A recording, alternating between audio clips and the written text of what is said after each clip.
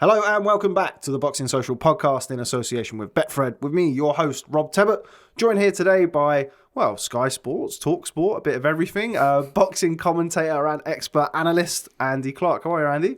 Very well, thanks. Thanks for having me. You're very welcome. Thanks very much for coming down. I've been trying to get you on for a little bit of time now, but you are one of the most busy people in this crazy sport of boxing. So glad to pin you down today. But you've been away, haven't you, in the last month or so? You went over to watch the World Youths.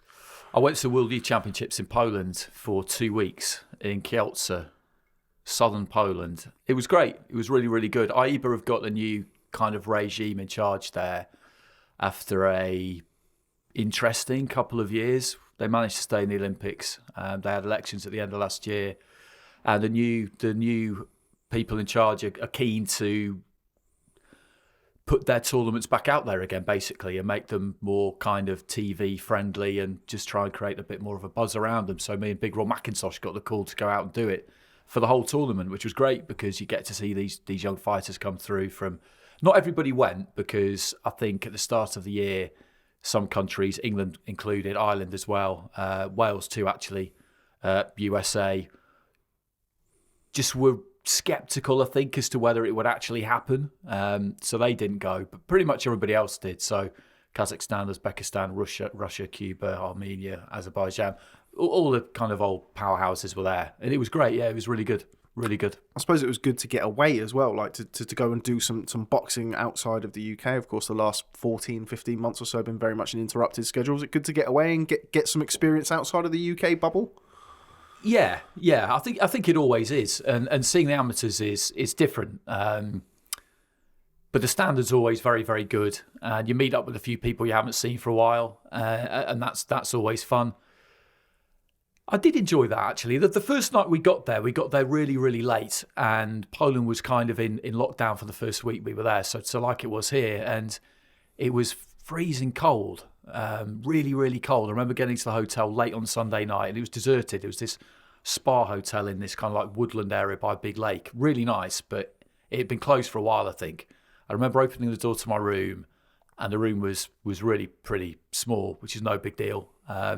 But it was freezing because the hotel hadn't been functioning for a while, I think. And I remember just looking around and just thinking 2 weeks of this could be quite gritty. Yeah. But it was really, really good. Yeah, I had a great time. Potential stars of the future? Anybody who piqued your interest? Anyone who particularly stood out for you? Yeah, there's a few. There was a Cuban heavyweight called Jorge Felimon who looked great. He kept dropping the first round, which is absolutely not what you want to do in a 3-round fight. But he would just kind of have a look, work things out, and then really get to work. He looked terrific.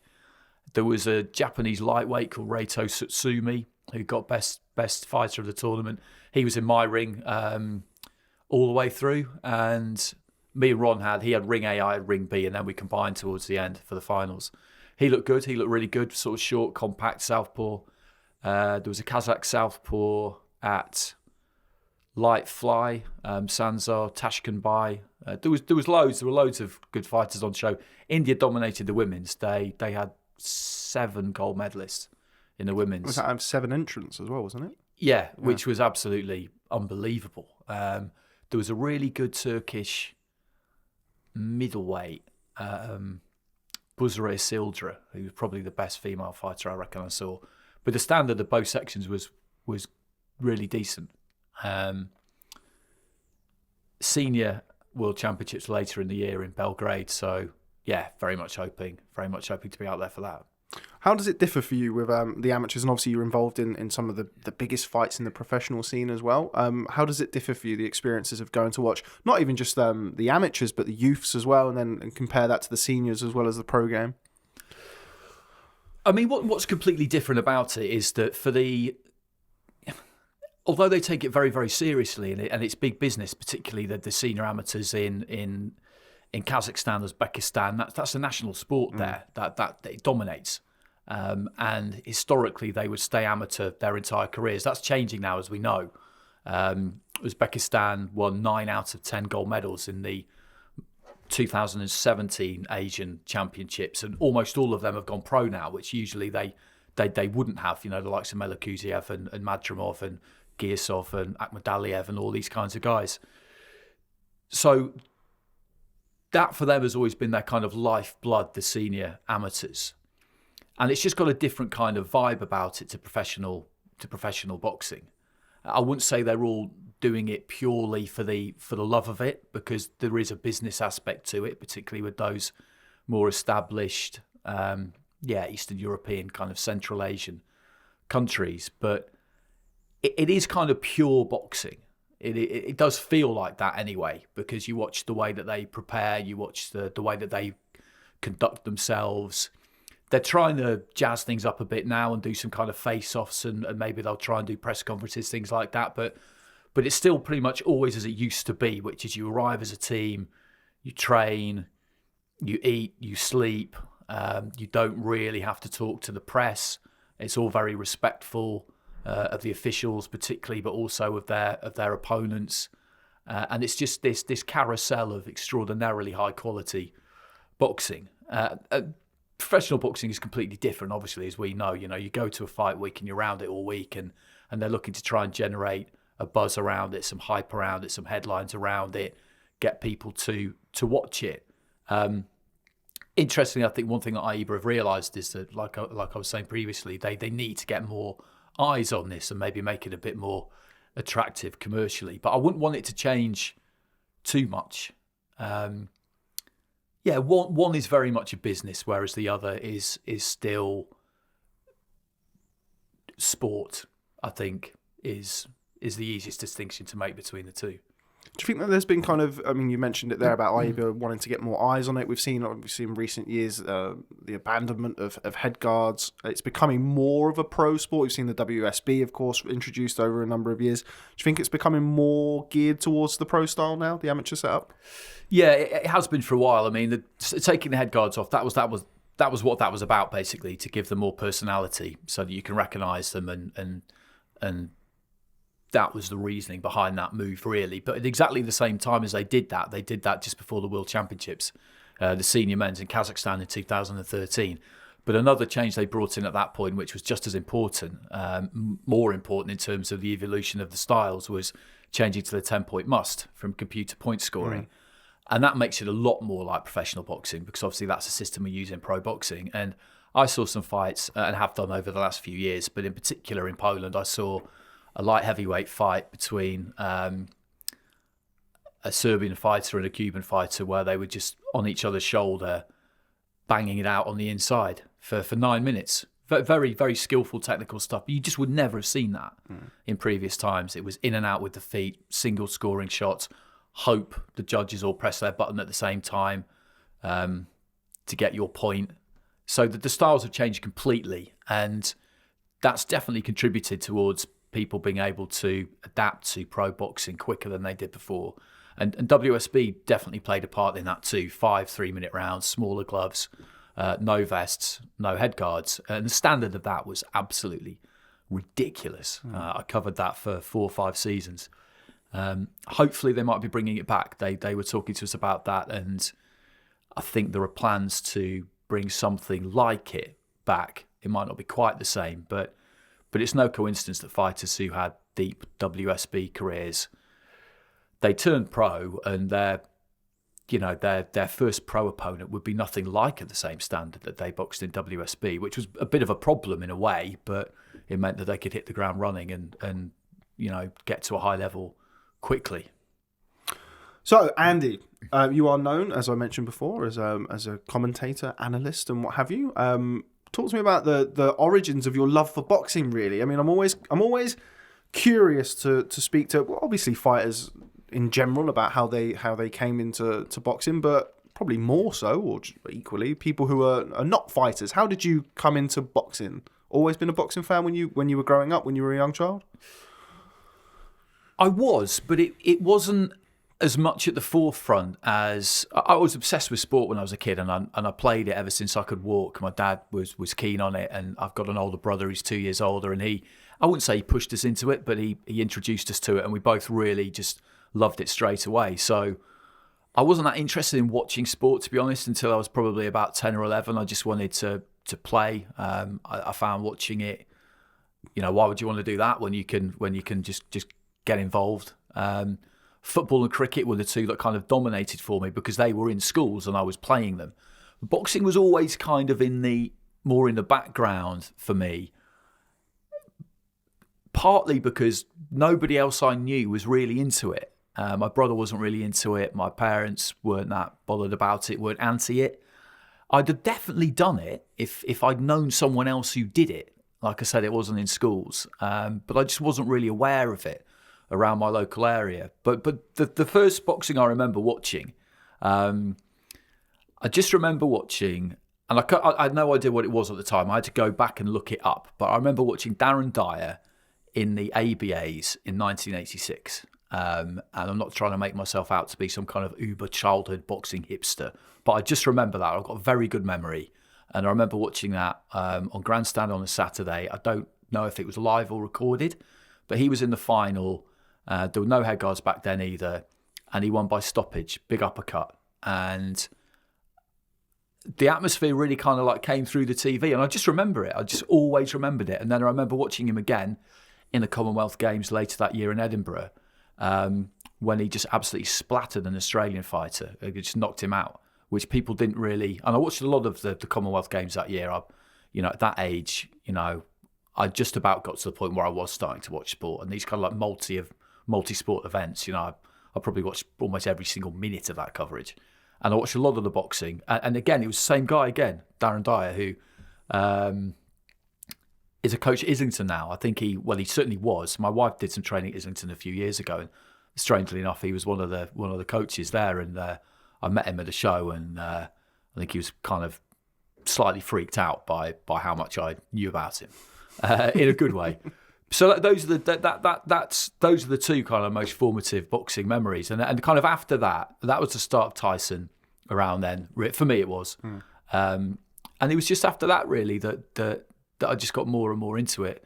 It is just a fascinating sport, particularly when you're a kid, because it's just not like the other sports you're watching. There's just a different feel to it. There's a different everything to it. And then by the time you get to 1990, you're into Ben and Eubank and all of that. And I was absolutely obsessed with that. I was absolutely obsessed with Eubank. There's nothing that Chris Eubank could have done at that point that I wouldn't have watched or read about or listened to. I just found him the most kind of mesmerising sportsman out there, much more so than other sports. And I loved cricket. I absolutely loved cricket, but Eubank was just something else. And obviously the foil, Nigel Benn was more than a foil for him, but that double act was just it probably because I was young. It just feels like something that will never be repeated. And it was everywhere because they were on terrestrial TV, which is another difference.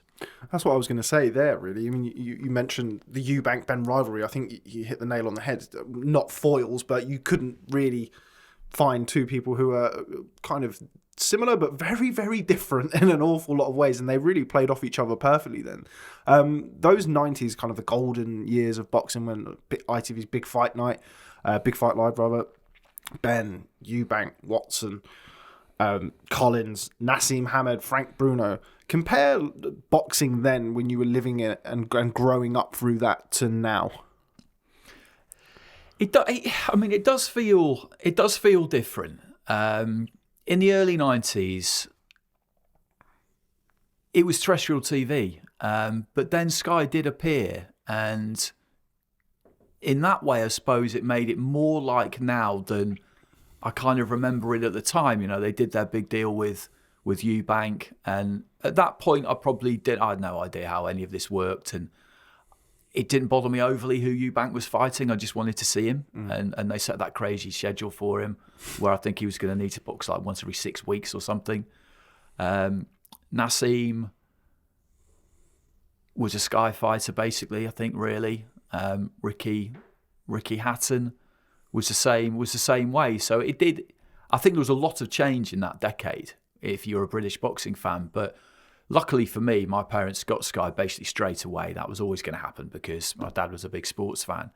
So I had access to it. So I probably didn't even really kind of notice the way that landscape had shifted. It wasn't like other people weren't in boxing at that point; they were, but that was one of the major kind of changes, I guess. So I think it's maybe not as different to how things are now as you might think, but at the same time, things are changing quickly now. Again. And they're maybe getting slightly more fragmented. Whereas at the time, maybe in the 90s, it just felt like things were more all in one place and slightly easier to locate.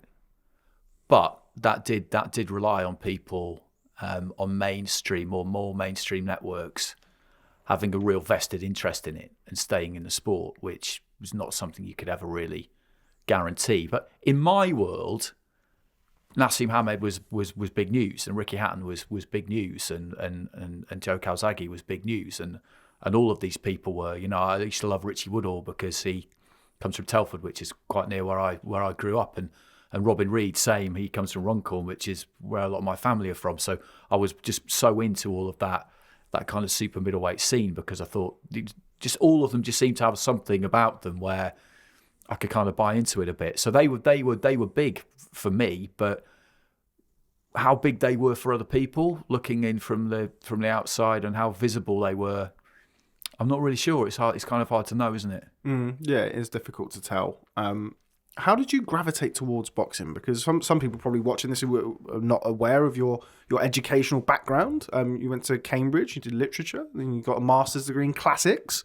How did that lend itself to working in boxing? Because boxing, as we discussed briefly off camera, you don't need a master's degree in classics to work in boxing. But how did those two how did it follow on from there? When did you look at boxing as a potential career avenue?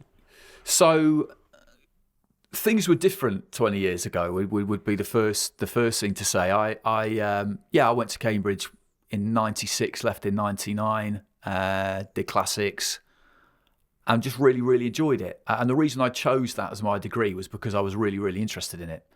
And that definitely had a big bearing on what I was then going to try and do for a job, because there was no way I wasn't going to try and do something that I was really interested in, because you're a long time working. And at that point, people would leave university without any clear plan. That was normal. That's what most people did. I did know some people who had not by today's standards, but by standards of back then, a reasonable amount of student debt, and they were the ones who would kind of go and do the rounds of the recruiters prior to leaving and get themselves a job lined up. And most people didn't do that, so you kind of leave and then have a think about what you were going to do. And classics is one of those degrees where I think about the lads who I graduated with, like one's a banker, one's a teacher, one's an entrepreneur. We all do all sorts of different things.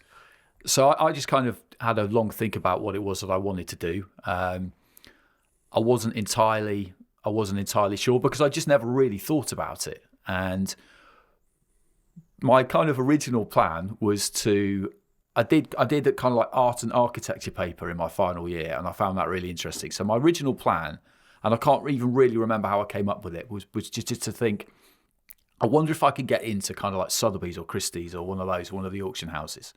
So I gave that a crack. Not half-heartedly. I was up for it. I was definitely up for it. But that was. I mean, it was. I still haven't quite worked out even how I would have. I couldn't get anywhere near it. Like there was no number to ring, or I don't know how it even worked. It was completely impenetrable. So I kind of gave up on that quite quickly, and then just thought, well, I followed sport my whole life. People do this for a living. It seemed like a bit of a pipe dream, but I thought, but people do it. I didn't know anyone who actually did it, but yeah, it must be doable. So I think it was easier then because the routine was radio, and there were loads of radio stations carrying significant sports programs, loads. There aren't now because a lot of the commercial independents just don't exist anymore. But back then, like Capital Gold, for example, then was huge. Like Capital Gold Sport was massive. It was like a national station basically. So that was one that was around. So you just write a load of letters and that kind of thing. And I managed to get in at TalkSport, which had just relaunched from Talk Radio. So that was my way in. And then, but once I was in, it was a question then of you learnt how to do the job and you did what you were told. I always wanted to cover boxing, but they weren't really doing any boxing, particularly at that point. Well, the very early days they were actually, but I was never going to get anywhere near covering it. And it was after about 10 years of doing the job that I just thought, okay, I'm experienced enough now and I've done enough stuff now to be able to take the risk of trying to specialise in a niche sport like boxing. It was something I'd always wanted to do, but it just wasn't viable until that point. It's different now because you can set up your own platform and it's incredibly hard work to grow it, but you can, if you want, set yourself up as a boxing person in the media. Whereas then it was, you learn how to be a reporter and you went and did what they told you to do. And I was always campaigning to do boxing for them, but ultimately that was not my decision. So I got into it, or tried to get into it as quick as I could, but that took the best part of a decade basically before I was in a position to be able to do that. Obviously, with the advent of social media, and you make a good point there, and it's one of the things that I wanted to speak about later, but we'll speak about it now. With kind of social media and setting up a YouTube channel and stuff like that, it is a lot more. Boxing is an accessible sport. I spoke to Thomas Hauser a couple of years ago, and he said to me that when he was doing law, he wanted to get into sport, and he said, well, if I want to go down and interview somebody from the Yankees, I can't just walk down to Yankee Stadium. If I want to go and interview somebody from the Knicks, I can't go to Madison Square Garden. But you can basically walk in pretty much any gym in the world and speak to a world champion if he's training. So that was the lure for him, as it is for many people, myself included, starting my kind of route into boxing. How do you feel about that? Because you mentioned there, it took you the best part of 10 years. You'd always been a big boxing fan and you had to really learn how to do the job properly, as opposed to kind of nowadays where it is a lot easier to do something like that. What do you make of kind of the modern wave of social media channels, social media platforms making their way into boxing? It's an interesting subject because boxing is different to other sports, like Thomas was saying. Like I spent 10 years mainly covering football because football was the lifeblood at TalkSport, and so that was 80% of what I did. And yeah, if you're going to get accredited for a press conference or a match at Arsenal, Spurs, Chelsea, which is where I went more often than not, then you need to be working for a recognised major outfit. You're not going to get it otherwise. The example I give when kind of asked about this is that, I mean, I don't know this for certain, but I'm guessing that the guy who runs Arsenal Fan TV, which is big in terms of its reach, I'm guessing he doesn't get a press pass on match day issued by the Arsenal press office to go and watch the game from the press box. I don't know if he would ever want to, because that's not what they're about, but my guess would be that he probably wouldn't get one if he applied for one, because that would be for national newspapers and broadcasters and all that kind of thing. So there's the access with boxing is different, and it always has been. It always has been. I don't have any problem at all with the kind of newer wave of media, because it is different from when I started.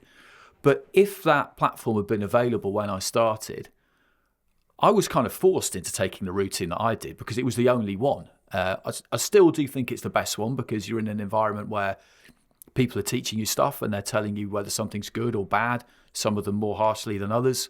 That's not a bad thing. You can develop a fairly thick skin, but you've got someone still showing you, and you will only get to do things when they feel that you're ready and you've reached a certain standard and all that kind of thing. That's really, really useful. But if there had been another way, I might well have chosen that instead, because everybody's impatient when they're younger, and I was no different.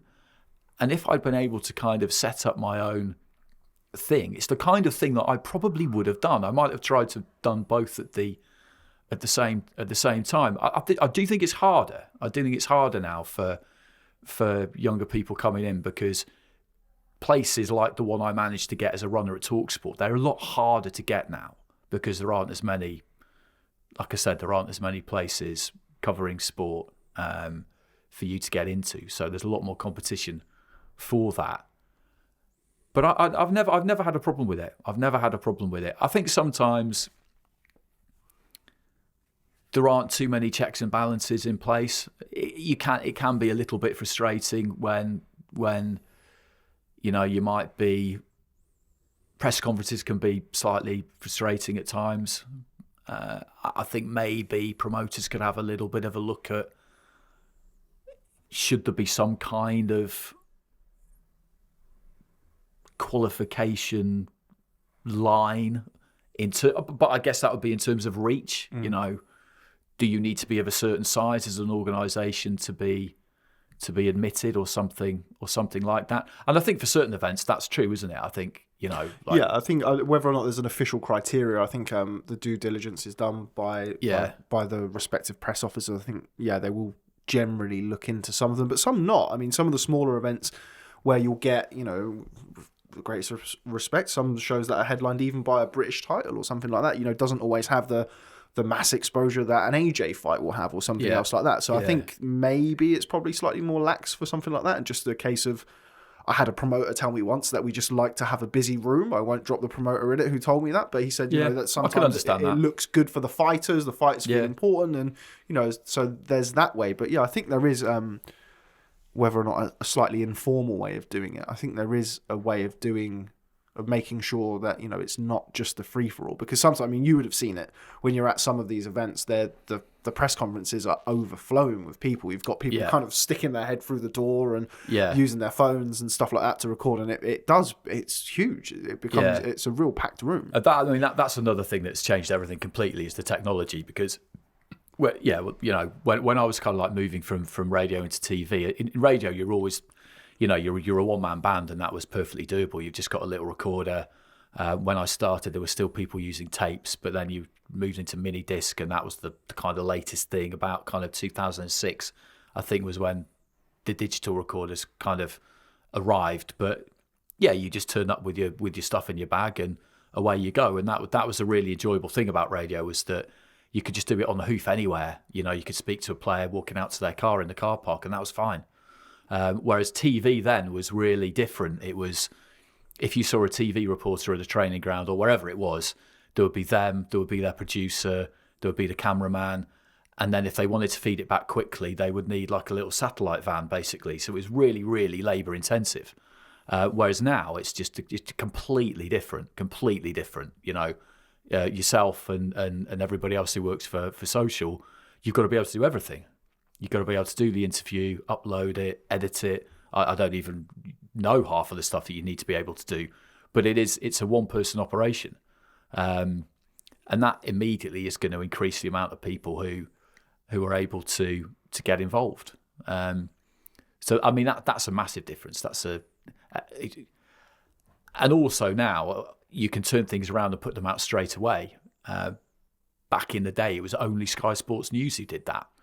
And they would be the only one who were looking to do that. So theirs would be the only kind of little satellite van in the car park.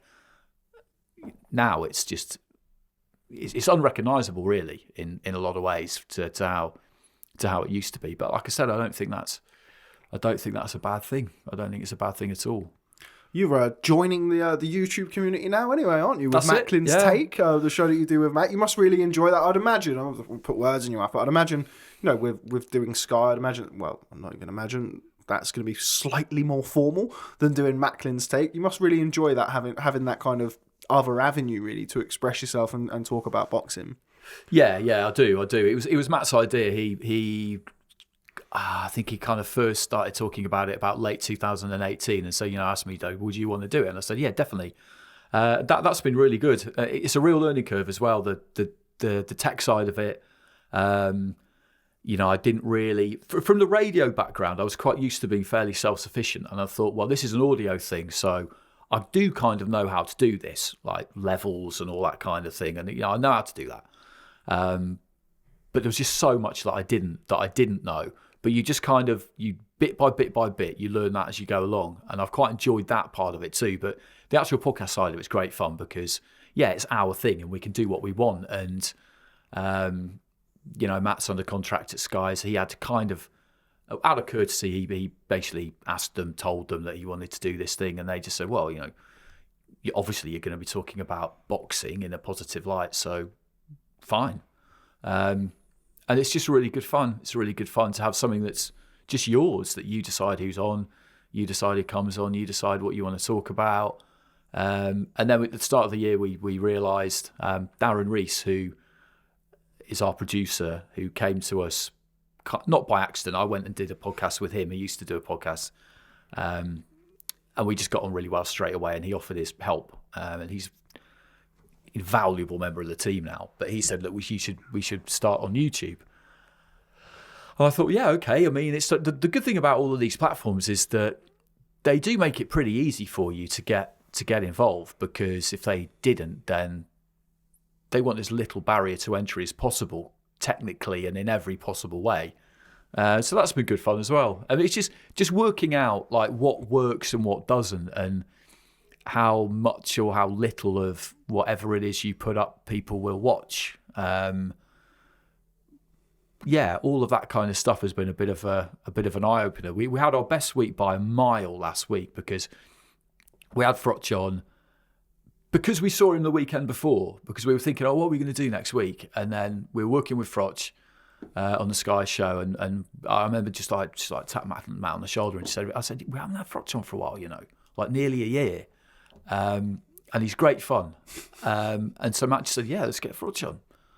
Big fight next week. We didn't actually know at that point that he was going, but it's a big fight, and it's his weight, yeah. So we just get Frotch on. You end up talking about all sorts with him, and he was just the perfect person, really.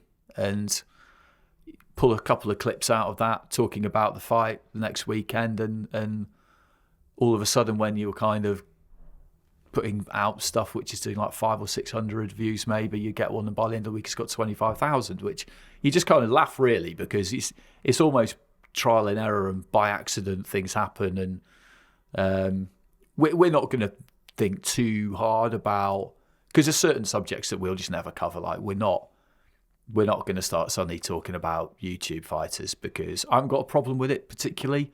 I'm just not interested in it. Not going to go chasing the views. No. That's it. But yeah, it's been really, it's just, yeah, it's very, very enjoyable, and we'll keep doing it. Like there's no. When I think about how much time we put into it, it's really quite a lot. But I kind of don't really. I'm just so used to it. I don't really notice it. And I think if I didn't do it, I think my kind of week to week would feel quite empty. I guess we should probably try a bit harder to try and make some money out of it, but circumstances over the last year have meant that now's probably not the right time to be really pursuing that. We've had a bit of a dabble to see what might or might not be out there, but it continuing is not in any way reliant upon that. So that's quite a good attitude to have to it, I suppose, really, which is if it happens, then fine. And it also means that, we've had a couple of people come to us and we've looked at it and just thought, nah, that's not really for us. And you're able just to turn around and say, thanks, but no thanks. Yeah, it's always nice that the fact that you've got yourself a very good position. Or I know you freelance at Sky, but you're readily available, and you work very often with Sky, which is obviously a massive platform. So you don't necessarily have the pressures of if that was just your own job. But of course, there's not that. You don't need to kind of sell to the first bidder, so to speak, or as you say, chase the YouTube views. We will definitely be chasing the YouTube views at Boxing Social. So Andy Clarke is a real man of integrity. No, but you have to. This is your livelihood. This is your business. This is what you do. For us, it's literally a case of. So I'll give people slight insight here. So for us, like a good video, if it does over 100 views a minute for a period of time, you've got a good chance of doing 100,000 views. We did a KSI versus Logan Paul 2. They were doing 1,500 views a minute. So when it's 15 times what a good video is, yeah, everybody has their price, Andy. Yeah, you can't ignore that. It's I don't cover them. No, no. There you go. You might not be your bag, but but you have to do it. I remember I didn't go out to LA for KSI Logan Paul, but I did end up commentating on Jake Paul against Anderson Gibb, which was on the undercard of a show in Miami, wasn't it? Andrade Keeler, the biggest week in boxing social history because of that fight. Because of that fight, yeah. And I remember looking at that at the figures on that on Sky YouTube when they put it out, and by Monday morning, it had got like 3 million views, I think. And it's safe to say that fights I commentate on generally don't have 3 million views by Monday morning. You look at that and you think this is insane, But that's the power of it, and people can kind of turn their nose up at it as much as they want, but that's the power that it wields. I mean, the way I kind of not square it with myself, but the way I kind of look at it is that I don't regard it as proper boxing. Not in a snobbish way, but I just don't. It's just I know they're licensed pros, but they shouldn't be. That's my attitude to it. They should not be licensed professionals because they haven't put the work in. They don't have the experience. But by not really regarding it as something that is actually part of my own day to day, it can just bubble along. And I guess at some point it'll probably run out of gas. There's this crop of people at the minute who are into it, but the next lot behind them may well not be, because not everybody wants to fight. No matter what you think about the standard of what they're doing, not everybody wants to do that. But at the minute, you've got these group who seem bang into it, and the only danger I see with it, and it is a danger, is that someone's going to get hurt. Yeah. And that's why they shouldn't be licensed as professionals, because they should not be wearing small gloves without head guards. You saw amateur Nate Robinson. I covered that one for that night for TalkSport, and he turned up presumably thinking, I'm an athlete, this will be fine. And he'd clearly not done a stroke of boxing training or practice, drills, whatever. He was absolutely hopeless, and he got knocked out. Yeah, I think that's where I was going to go on with it as well. I think if somebody were to get hurt, I think the perception of it would change drastically. I think with boxing and being so vast, and there's an awful lot of things to get your knickers in a twist about in boxing, there's various different ways for you to vent your frustrations. I feel like for me, I don't really pay too much attention to the YouTuber stuff. We've got Andy and Ryan, of course, not here today. Younger than me, and both literally age-wise as well as mentally. I've got the mental age of a 60-year-old. So they'll go out and they'll cover those, and I'll kind of focus my attention on other parts of boxing. Whereas I do feel that sometimes that people allow it to frustrate them and get angry and invest time in it, where if it's not for you, I think it's quite easy to just push it to one side. Yeah, I'm the same, and I find that in lots of different ways. You see people on social media virulently protesting against things, and I just think to myself, look, if it's not for you, ignoring something is really straightforward. It is a really straightforward thing to do, and YouTube boxing kind of fits in that category for me. It's here, and it's going to be here for a little while yet, but it's not. As far as I'm concerned, it doesn't really have anything to do with me. I'll probably have to commentate on another one of those at some point. I want to see Andy Clarke and Snoop Dogg.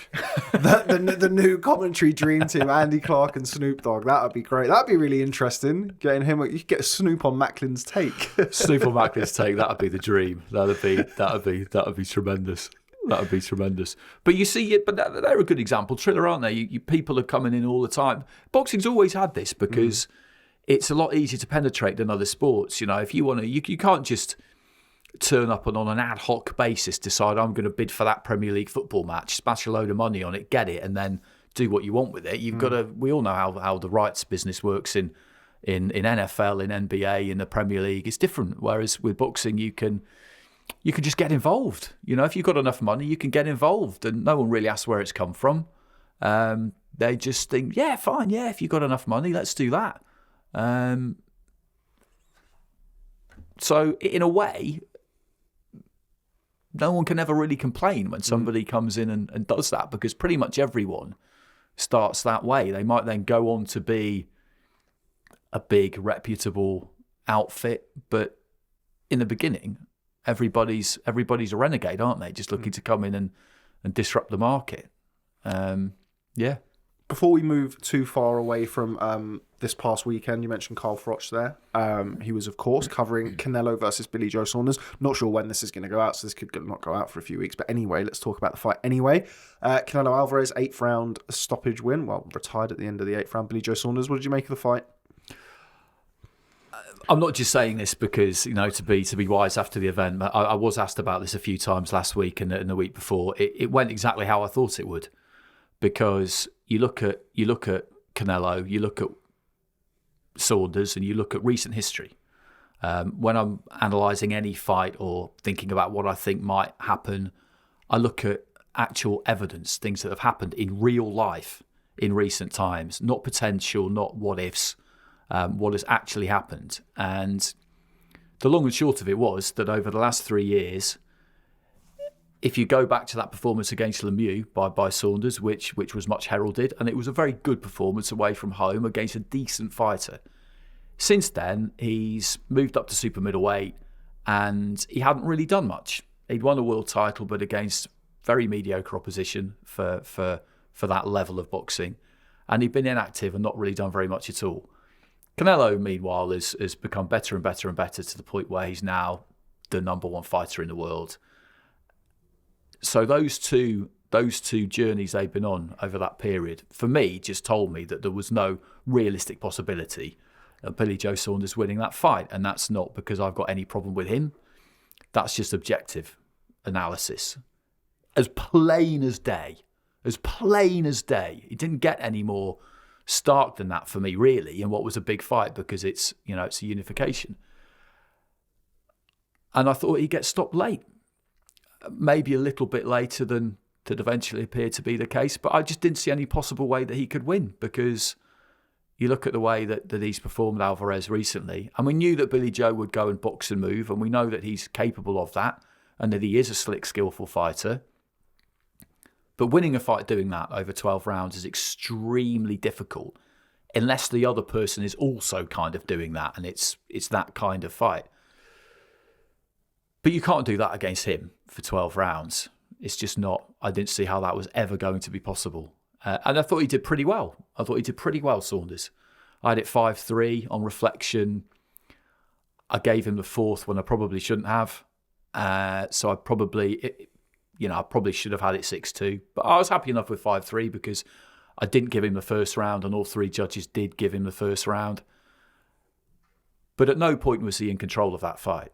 Canelo was in control of that fight all the way through. And the scary thing was the way that he knew the damage that he'd done when he landed that right hand, and that picture of him just with his gloves raised in front of Saunders, who's kind of backed up to the ropes and looking fairly fragile with the damage to the eye already been sustained. That was, that told its own story right then and right there.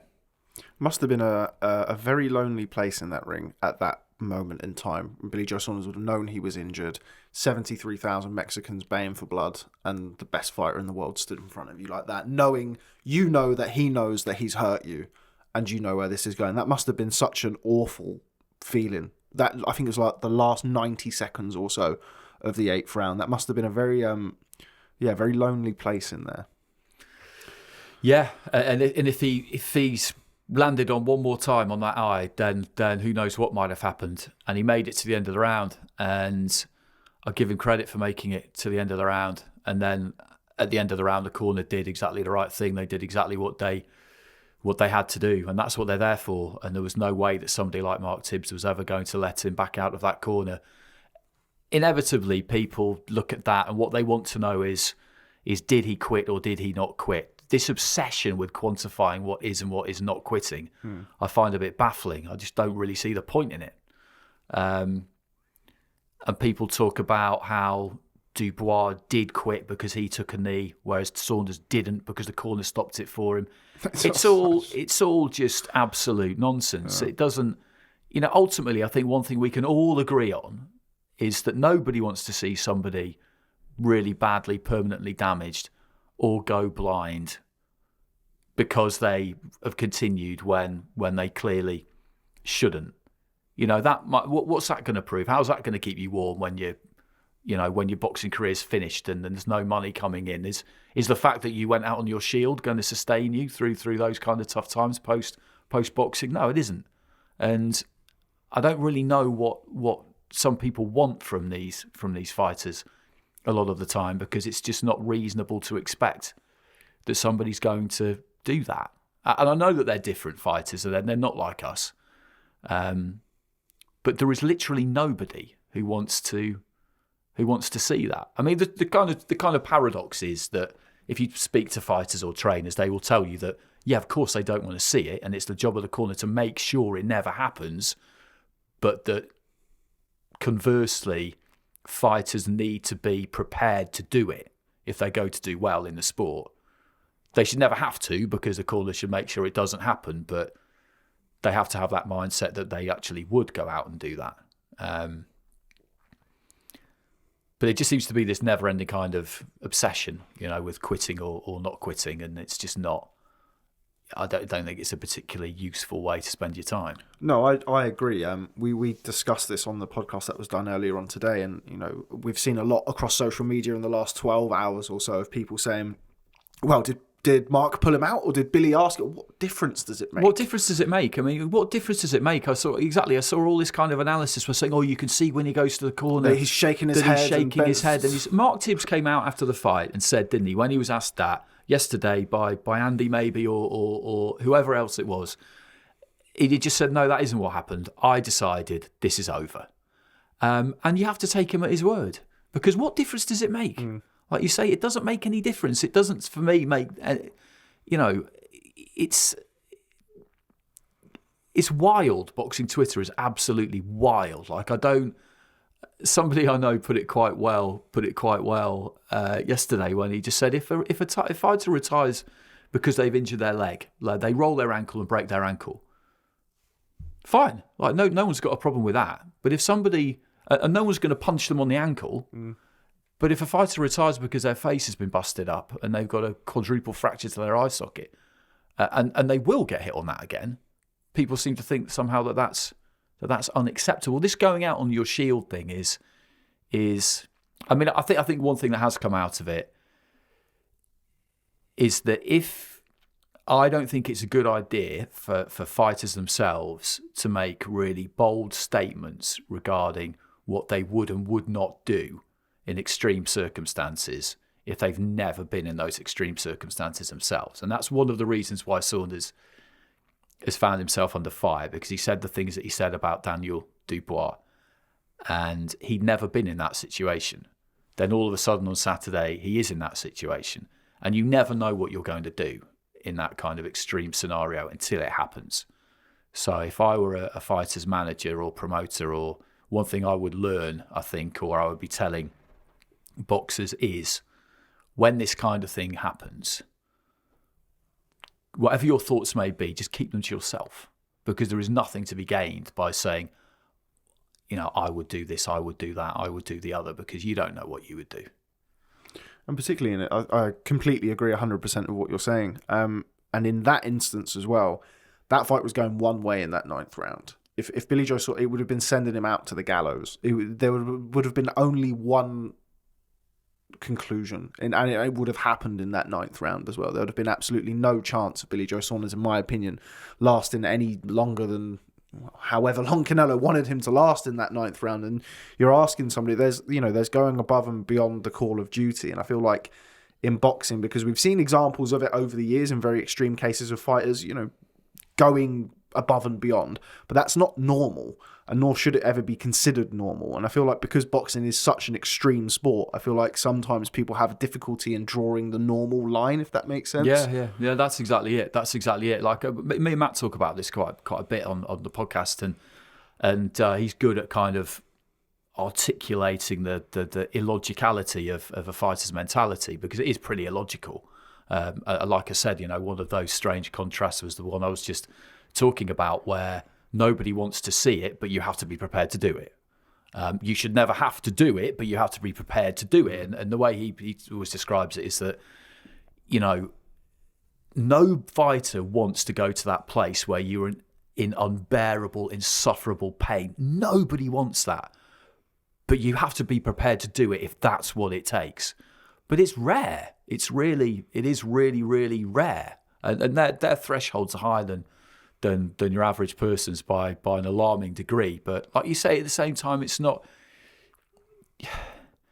There are times where if the fight's in the balance, really in the balance, and it's a really big fight, a career-changing, life-defining fight, then it's a more difficult decision to make.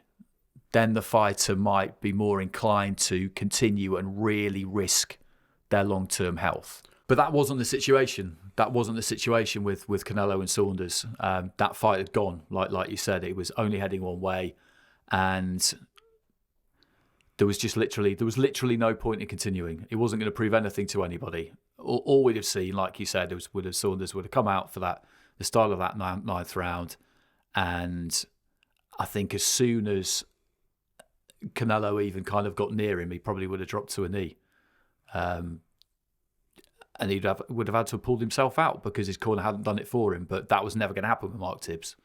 So we didn't have that, unedifying spectacle of a fighter having to, lose their pride, which is not something you ever want to see. Yeah, and you make an interesting point there about him potentially having to do that. And that was one of the things that came out from the Daniel Dubois-Joe Joyce fight was, why didn't his corner pull him out in between rounds? We could see where the fight was going, blah, blah, blah. Why put it on the fighter to take a knee and do that? And now we've got a scenario where that actually has happened, and now people are kind of questioning that. I just feel like it's you kind of damned if you do and damned if you don't. And if you're in that situation, it's whether or not the fighter takes the stick or potentially the corner try and absorb some of it. And it's quite perverse, really, that it's such a hot topic of conversation when you consider the potential dangers and risks associated with the sport. Yeah, it is. And the Dubois one it is different because he took that jab, and that was the point at which he decided, okay, I can't do this anymore. In the corner in between rounds, I don't know if you could say really that Martin Bowers should have looked at him and just thought, okay, he can't continue. I know part of the job is to be able to read the body language and know your fighter and all those kinds of things. But when it's a young fighter and they're in their first really hard fight, how do you know? Yeah. How do you know? Sometimes part of your job is to kind of make them understand that this is how this is sometimes. And if this is really what you want to do, then you need to find a way through this.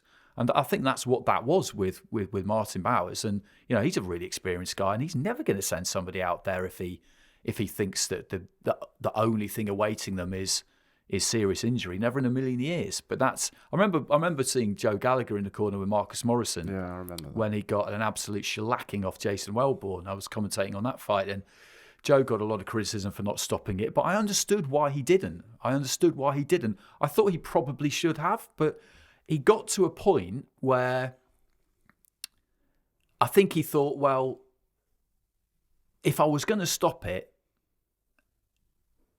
he got past the point of no return with it, where he probably should have stopped it, but he hadn't, and it wasn't really getting any worse.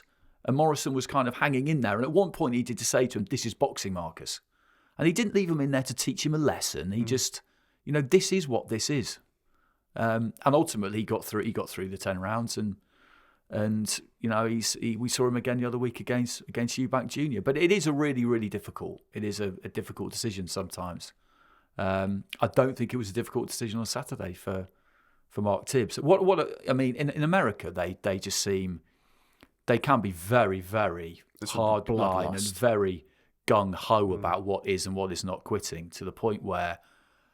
And some other comments I read on the weekend as well were people saying that Saunders should have stuck around and done his post-fight interview. Yeah, I saw that. Given the way he behaved during the week... This is from people who accept that he was very, very badly injured. They accept that. They're not denying that.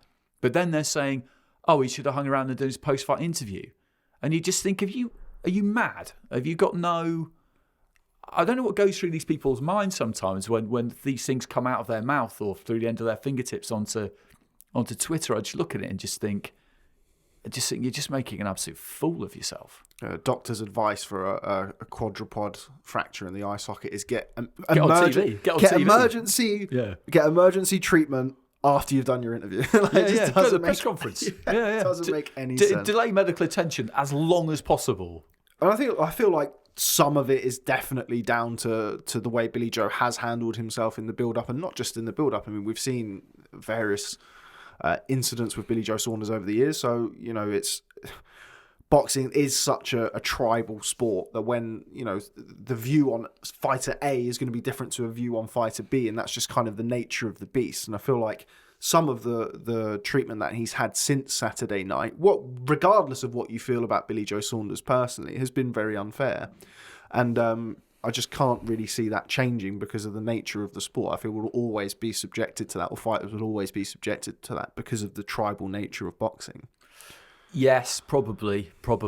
I've never had any problem, even when I was, not involved in the industry and just watching. I've never had any problem with athletes of any description of separating my admiration or what I think about them as performers from what I might think about them as people. I've always found it quite easy just to kind of, like I wasn't, I absolutely loved watching Nassim. The way he carried on outside the ring wasn't for me, but I would still always watch his fights. And it wasn't because I wanted to see him get beaten. I just thought he was brilliant to watch. I think sometimes people get a bit too obsessed with this kind of, hate me or love me or hate me. You want to watch me. You just think, believe me, people don't care about you that much, really, to be honest with you. But we see everything seems to be very binary now, doesn't it? People want everything to be binary. It's either you love that or you hate it. Either you support that fighter or you don't. Either he quit or he didn't. It's absolutely absurd. Yeah. And with the way that he's behaved at times, that Billy Joe Saunders is going to fall prey to that more than most people. And I do understand the argument that if you behave like that, then you will be judged harshly. And you can't really, in this day and age, expect anything else, to be honest. I wouldn't say he's brought it on himself. You don't bring a multiple fractured orbital bone on yourself. But when you do some of the things that he's done and said some of the things that he said, then there will be a lot of people out there waiting for things to not go your way, and then they will jump on you. That's just the way the world works. Going back to yourself, as I mentioned at the start, you're kind of a jack of all trades in boxing. You do some commentary, you do some analysis. You've started your own podcast. What do you enjoy most? Commentating, 100%. That's definitely what I am. That's what I would describe myself as. First and foremost, yeah, definitely a commentator. The scorecards and stuff like that came about because Ed Robinson at Sky, when we hit that point in the evening when I would hand over commentary to Adam Smith, he wanted to keep me involved basically, and said, how do you feel about doing the scorecards? And I was just up for it straight away because I knew it was going to be difficult, and I knew that it was going to be something that people would have plenty to say about, but I was fine with that. It was something I'd studied really quite a lot. I'd always spoken to officials and referees about all points of rules and regulations and things like that. Like any kind of commentator, I'm a geek. You have to be. It's a badge of honour for me. For as far as I'm concerned, all successful people are geeks of some description. That's how you become an expert in anything, is by being obsessed with something to that degree. So it was something I was just up for it. And I do enjoy doing it. And I don't take any offence at all at the kind of, being described as you just did there, a jack of all trades. I think back in the day, people would kind of rail against that sort of description. But I think you have to be able to do more than one thing. I think if you, to kind of say, oh, I'm a commentator and that's all I do, you just think, well, why? Because if you can do that, then there's other things you can do, surely. And it is good to mix and match and break things up a bit and do some different stuff, because they all feed into each other in the end, don't they? I mean, I think doing the podcast has made me a better commentator, to be honest. All those sorts of different little disciplines, they're all part of it. And that's something I definitely always say to people if they ask me now, what should I do or whatever, just do as many different things as you can, because it's all the same stuff in the end. Yeah, and it all requires a level of dedication, as you mentioned there. And just because there's a different way of, I guess, presenting that in different job roles, it all requires the same or very similar levels of dedication, which is, of course, very high. Commentating is very, very hot topic in this country, as you will very well know.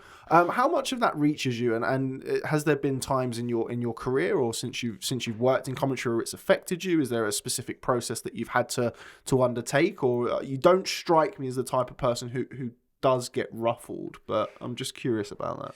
No, you're right. I'm not. It's luckily for me, and I do think it is luck, because people are just put together, wired differently, aren't they? It's just a personality thing. Luckily for me, I've never really been one to care too much about what people think, who I don't know about what I do, and when I use the word care, I mean it in its kind of most literal sense, because if you hear someone say, well, I don't care about this or I don't care about that, often it tells you that they very much care.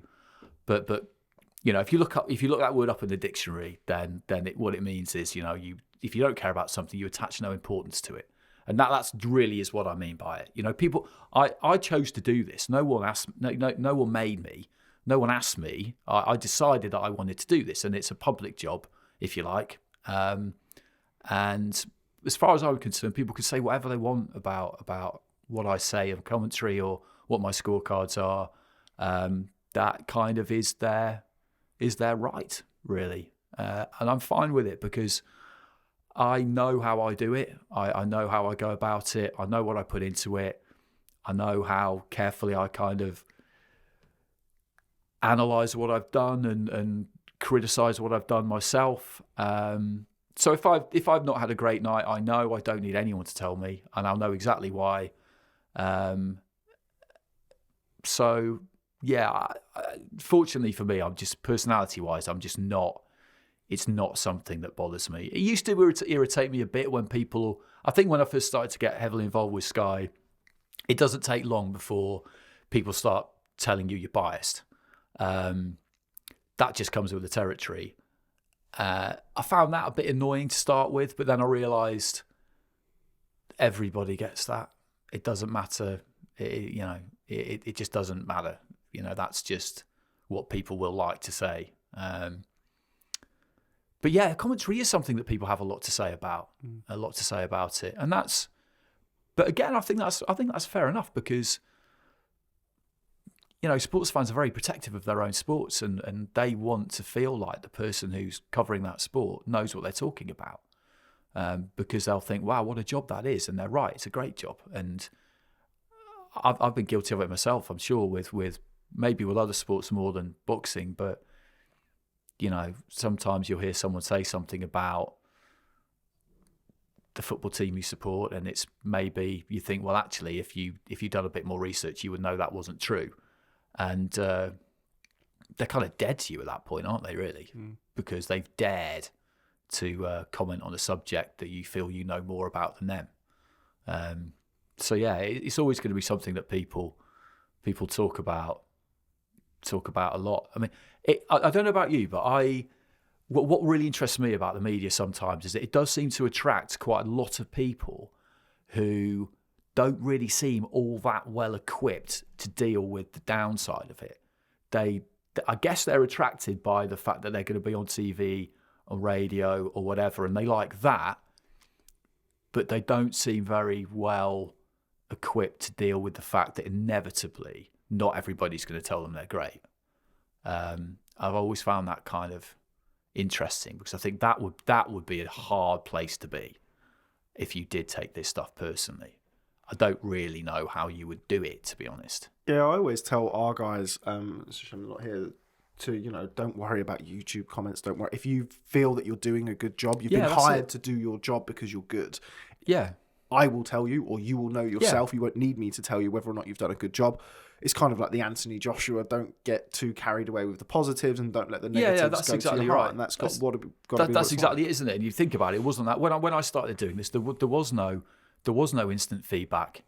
How soon into kind of fight night are you aware of what's going on? I mean, I'm assuming you don't check your phone during the fight. No, I'm not really aware of it at all, to be honest. I don't look at my phone, so I'm not really aware of it. And sometimes it does take you a bit by surprise, that there's some kind of, shitstorm has exploded over something that, not necessarily something you've said yourself, but just something, and you just think, oh, okay, I didn't really. Often it's scoring. People will lose their minds over some scores that the judges have given, and you think to yourself, okay, well, I don't really see why people are so upset about that. It was a close fight. One had it that way, one had it this way. But you just learn not to. Yeah, it wasn't that long ago where none of this existed, and like you said, you would listen to a handful of people. You would listen to your producer, a few other people who would give you feedback on what you did, and that was enough. And that is still enough, because ultimately they are. You listen to people whose opinion you respect, and that's it. You shouldn't ever really look for anything outside of that, I don't think, because what's the point? I always remember watching The Thick of It, and there's this episode where Peter Mannion, if people don't watch it, then this won't mean anything to them, but it's a political satire, basically. It's really, really funny. And so there's a minister, and one of his kind of staff says to him at one point, I've decided to start a departmental blog.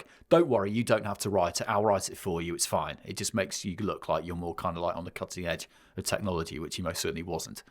And he just said, I really don't think that's a good idea, And a couple of weeks later, they revisit it. He just goes, how's the departmental blog getting on? And his staff guy just says, yeah, it's a little bit mixed. And he goes, let's have a look at some of the comments. So they look at some of the comments, and it's people just making hideous personal remarks about him. And he said, see, I told you.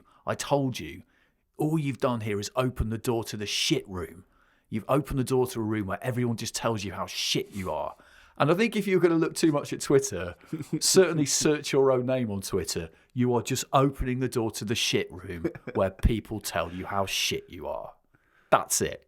Don't do it. It's just, would be my advice to anyone. Just don't do it. You surely don't get that much bad stuff. Because I feel like, I'm not just saying this because you're here, I feel like you do a fantastic job on commentary. I feel like that's an opinion. I mean, I spend 90% of my day on Twitter, probably more, depending on whether there's a fight on or not. But generally speaking, I would say that you are received quite well. Yeah, I mean, thanks. And yeah, I don't, because it's not because everything I say is right, but just because I feel like a lot of people. Sorry to interrupt. I feel like a lot of people. You mentioned a good point earlier about bias, and nowadays more so than ever, controlling of the narrative or swaying of people's, people who are watching who maybe aren't as informed as kind of your hardcore fans or your regular boxing viewers, can be influenced by the commentary. I don't feel that you ever do that, and I don't feel that's really a criticism that's ever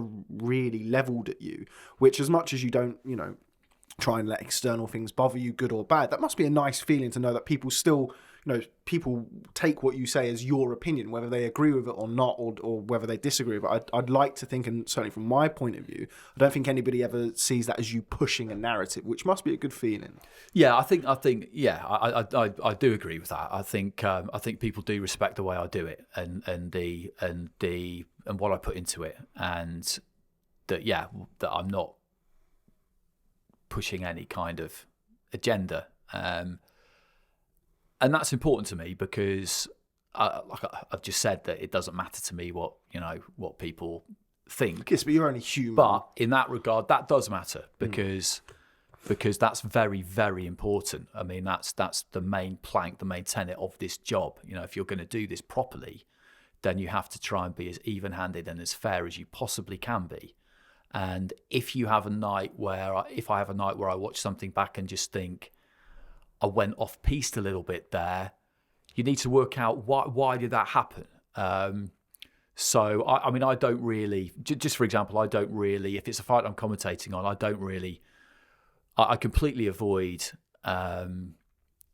watching or listening or reading any kind of opinion pieces on what may or may not happen in that fight, because the thing you don't want is any kind of preconceived idea of what you think is going to happen. Because that way, if it doesn't happen, then you'll concentrate too much on, well, I thought he was going to win that fight and he didn't. So what did he do wrong? And then you don't give enough credit to the person who's won. But yeah, generally speaking, it's decent. It's decent. The scorecards are the things I get the most comments about, and I genuinely do find that entertaining. You know, sometimes I get with Katie Taylor. Katie Taylor is always the best. You know, I, after the fight against Natasha Jonas the other day, I had it 3-3 after 6 rounds, and I looked on my phone afterwards, and I had a few messages, notifications or Instagram messages or whatever. And about 5 or 6 of them were from Irish boxing fans who had just completely lost their shit at me having it 3-3 after 6 rounds. 3-3 after 6 rounds was a totally fair score. Like, I never claim that I'm always right, but I'll explain it. You might agree, you might not, but I can always explain it. But they are very predictable, Katie Taylor fans. You know, they really do. They really do take offence if you ever dare score a single round against her. But I do get some quite funny messages. I remember a guy sending me a message at one point describing me as a big floppy matchroom cock, which I can't remember what fight it was, but it was. I think I just said something like the matchroom fighter had lost, but towards the end I said something like, but that they, you know, gave him some credit and said I thought they'd done pretty well. They clearly haven't won this fight, but I think they've done pretty well. And that's enough to be a big floppy matchroom cock. Some of it's quite funny. Some of it you do kind of just think to yourself, wow, I can't really imagine being that invested in the fortunes of somebody I don't know, as in an athlete, to get this upset about something. And particularly to kind of channel that at somebody who's really nothing to do with it. In your, exactly. In your instance, I think Macklin. I think with Matt Macklin, I think he obviously he gets a lot more comments than I do. So therefore, you know, a greater tonnage of negative ones. And I think he sort of struggles with it.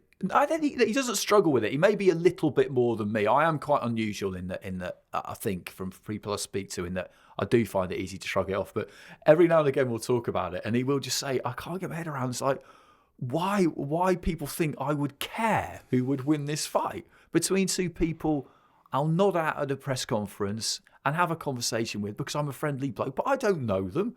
I don't care who wins this fight. Like, why would you think that I would care when I'll look at your bio on Twitter and see that you're from Newcastle if you're a Lewis Ritson fan or whatever? And it's like, you obviously do care.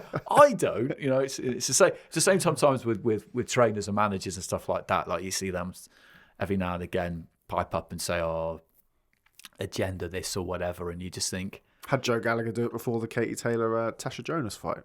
Yeah, recently. Yeah. Joe's good at playing the game. Like, he puts things out there, doesn't he, to try and make sure that, you know, people know that he's got his eye on things. But you do just think, like, how could you possibly think that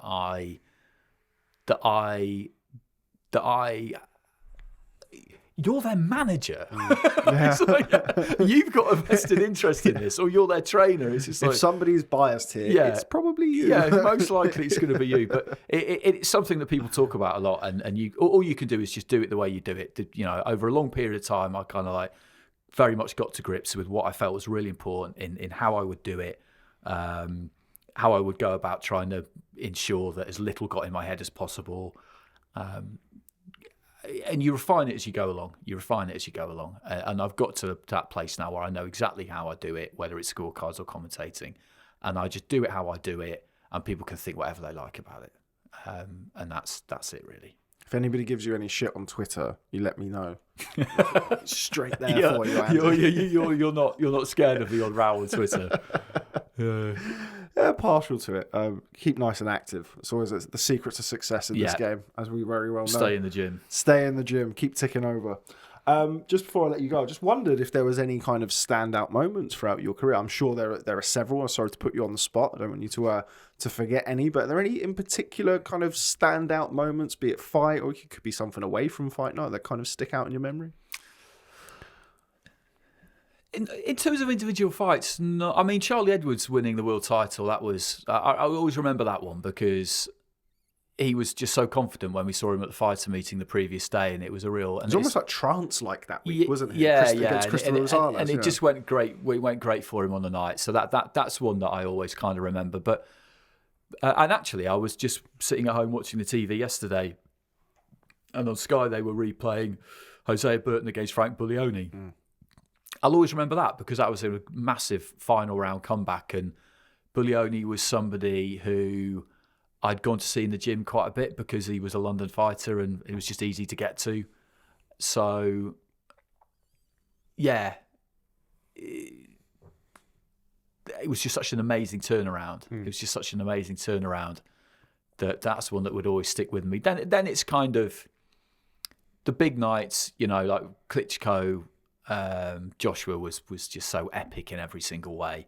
But Madison Square Garden as well. Madison Square Garden was unbelievable. Yeah, that was a brilliant fight. Absolutely unbelievable. I think that might, in terms of pure drama, because there were so many good fights on that card, and I'd never been to Madison Square Garden to work before, I think that might even be kind of up there as a number one. But there are some one fight like that me and Matt always just remember really, really well is Sam Egginton against Frankie Gavin.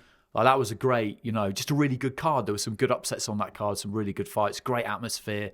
You get some nights where there's just a terrific atmosphere, for whatever reason. And I love going around the world to some unusual places with AIBA. That's been brilliant. So more of that hopefully. But I'm pretty good when it comes to just taking a step back and thinking, wow, this is amazing. Like pretty much everything I do, really, like fight night wise, I think to myself, I love this. I feel like that really does resonate when you're watching. Obviously, the last kind of 14, 15 months, I've done a lot of watching shows from the sofa, a lot more than I did in the few years prior to that. So I feel like that definitely does resonate to the audience. And I feel like as, a boxing fan, first and foremost, before anything else, watching that, I want to feel like whoever's commentating or whoever's there and telling the story of the fight loves what they're doing. I'm not saying that others don't, but I feel that's something that really does come across with you, and it's really important, I think, to always keep that. It's something I'll always say to Andy, who's obviously at the minute out living it up, and he's just done Canelo Saunders. He's going to go and do Taylor Ramirez, Devin Haney. He's going to be out in America for the next 5 or 6 weeks, and he'll kind of message me sometimes about real trivial stuff that should not be bothering him, and I'll say to him, Andy, look at what you're doing. Take a step back and just breathe it in. You're at a Canelo Alvarez fight in Texas with 70,000 fans. And I feel like it's always really important that people never lose that, no matter what part of sport you're in or what part of, not even necessarily boxing, what part of the sport that you're in, however long you've been doing it. If you can keep that, I feel like that's such an important thing to have. And in boxing, it doesn't always go that way because not necessarily in your position, but certainly other parts of boxing, it can produce some bitter characters over the years. It does grind you down, the business sometimes. But I feel like that's something that definitely does shine through from you. And I feel like that's why you say what it is. You've developed quite a cult following on boxing Twitter during the evenings. Certainly in the last year or so that I've been, certainly more focused on that, something that's picked up. But yeah, you definitely still do have that love. So it's good to hear you say that. It's nice. Yeah, I think it's absolutely critical. Yeah. And I feel like also, by the way, you can see the people who don't necessarily have that. I feel like that reads just as well as people who do as well, yeah, I think. Like I said a few minutes ago, I chose to do this. I chose to do this because I thought it would be amazing. And you have your ups and downs with it, like anything.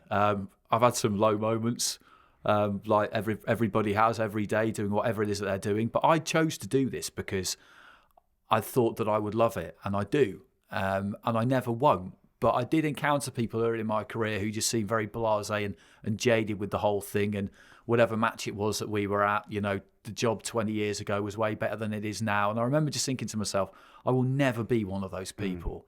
Because that's just some unbelievable bullshit. Trying to tell me that this isn't that big a deal to you. Well, if it's not that big a deal to you, fuck off and do something else. There's so many people who would take your job. Yeah, so many people. Like, and they wouldn't even want paying. Yeah, exactly. And that's, we're facilitators that at best. It's like the fighters are in there doing their thing, whatever sport it is. That's what it's about, really. As soon as you encounter people who think that it's about them, then, this arena is full because of them, not you. I mean... The show goes on without you. Yeah, the show goes on without you, and you're here to play your part and try and make it more enjoyable for the people watching it. And that's all it is. It's like if what I'm going to say is going to add something, even when I'm sitting there thinking about it, I just think, everything that I say needs to add something. If it's not going to add anything, then it's better not to say anything.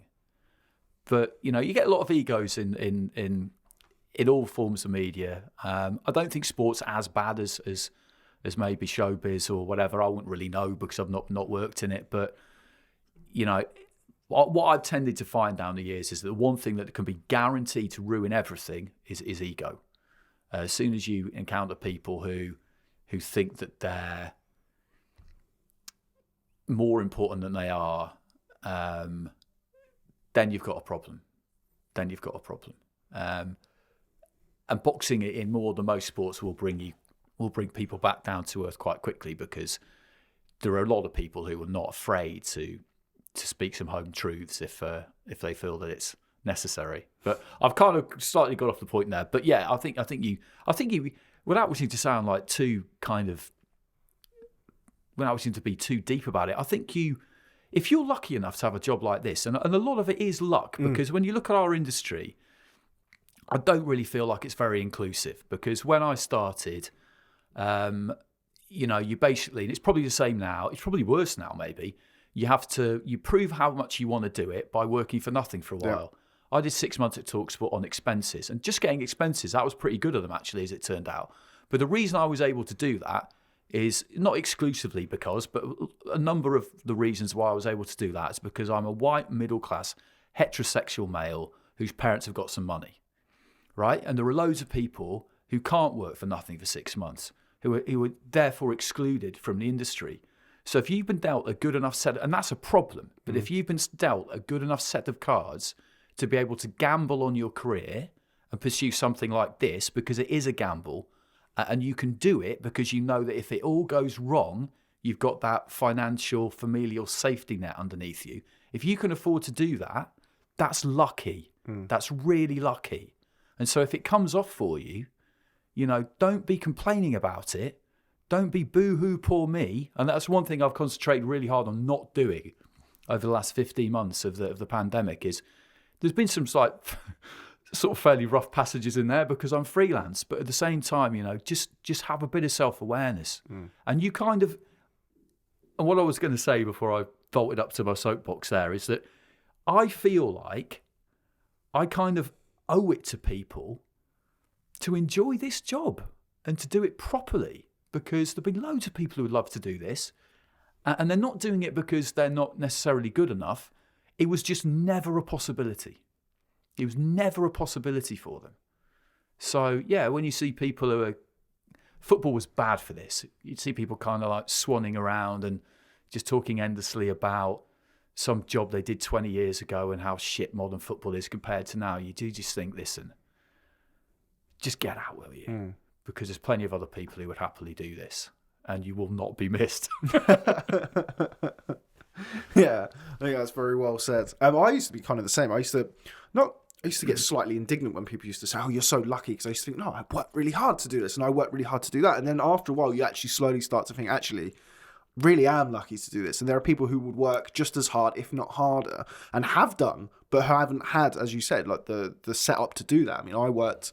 I think the first year or so I worked in boxing, I worked for nothing, no expenses, was paying my own way around, and at the time I didn't really have a lot of money, didn't have any money actually. I mean, my parents used to have to pay for a train into London and stuff. Don't live in London, so just outside. But there are lots of people who would do that as well. So sometimes, like, I have to check myself sometimes, because not getting into shows really for the last 15 months at times, I bloody hate this. I'll just... But then you realise that you don't hate it. You just want to be there. But also at the same time, it's not like, you do work hard at this, and I've worked hard at this, and we know we have. And without wishing to pat each other on the back too much, we haven't taken this for granted. This it is an opportunity that not everybody gets, but then you have to take it.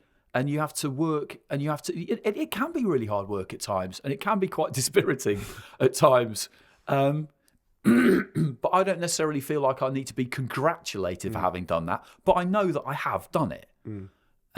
So your kind of conscience is clear in a way, isn't it? It's having that own like self-fulfillment as well, knowing that you've done it and loving your job. I mean, I wouldn't trade my job in for anything in the world. No, I don't want to do anything else. Yeah, no way. Particularly after kind of doing it for a few years now, definitely wouldn't want to. Even something that was, 9 to 5 and a lot more settled. I have a young daughter, and having that time at home and stuff can be very valuable. But when push comes to shove, not having this job would be, being in the fortunate position, because we are fortunate to have a job in boxing and being able to have some of the experiences. But it is also very competitive, and the one thing you learn is that you've got to really want to do this. I described how it's a problem with it is that it's not really accessible to everybody, but it is still very competitive when you're on the inside of it. The hustle never ends. Like that's one thing I realised a long time ago. It's this is how it is, and the point at which you probably need to stop doing it is when you haven't really got the energy for that anymore, because you'll have periods where things feel quite settled, but then something will happen and things will change. There's change coming at the minute. With Sky, Matchroom, DAZN. I can't really get into it, but there's been no official announcements. But there's change coming. We can all see that, and a really kind of settled periods don't last that long, basically. So you've always got to, and you've got to be okay with that. That's one thing I would say about it, is that kind of temperament-wise, personality-wise, it's not for everyone, because I know quite a few guys who were on staff at the BBC, and then maybe like 10 or so years ago, they basically put everybody out as freelance, pretty much. And I know some people who I felt for them, because I knew that kind of personality-wise, that wasn't going to suit them, that they wouldn't enjoy the kind of uncertainty of it. And sometimes that can be quite hard work, but if you're kind of wired right for it, you see potential change differently, or you see kind of instability differently. Yeah, exactly. It's exciting. It definitely keeps you interested and entertained. It gives you something else to work towards as well, and different other areas. But yeah, times are changing. Hopefully for the better. It certainly can't get much worse than the last 14, 15 months. That's exactly it. The only way is up. I will leave the final word with you. I'm not going to go into the kind of Sky, DAZN, Matchroom stuff. Not on camera anyway. What's the future like for you, Andy? You've established yourself as, and I don't just say this because you're sat in front of me, you established yourself as one of the most respected voices in all of British boxing. Where does the next 10 years go for you? I just want to stay in it, and that's genuine. I am ambitious. I do have a bit of an ego in that, I do think I'm good at what I do. I don't think there's anybody better at what I do than me. I would expect other people who do my job to say exactly the same thing about themselves, but it's not something I run around shouting about. But if somebody asks me, who do you think's the best boxing TV commentator in the UK, I would say it's me. And I would expect people to expect me to say that, because of course, I would expect other people to say it about themselves. I just want to keep covering boxing and commentating on fights. I've never really cared who promotes them or where they come from. I've worked for pretty much everybody, and I've enjoyed working for everybody, but I just want to keep doing this job full time. That's it. And I'll go wherever, I'll end up wherever the best place is for me to do that. I've been doing it too long now, though, to really change in terms of how I do it and how I approach it and how I think the job should be done and what my kind of ethics and code are, if you like. That's how that is now. So yeah, I guess you end up. I'm not a believer in this kind of everything happens for a reason. I know what people mean by it. I just don't really agree with it for kind of almost. it's not just semantics, but for kind of like small logical points that don't make sense to me, which are far too boring to go into. But I think you do generally tend to end up where you belong. Okay, well, Andy Clarke, whatever happens, there'll always be space for you here on the Boxing Social podcast. Thanks very much for popping down today. It's been a long time coming, and I'm glad you've made it. You certainly didn't disappoint. Thank you very much. From me, Rob Tebbutt, and from him, Andy Clarke, the best commentator in the UK. His words, not mine. Thank you very much for stopping by on the Boxing Social podcast. We look forward to catching up with you soon.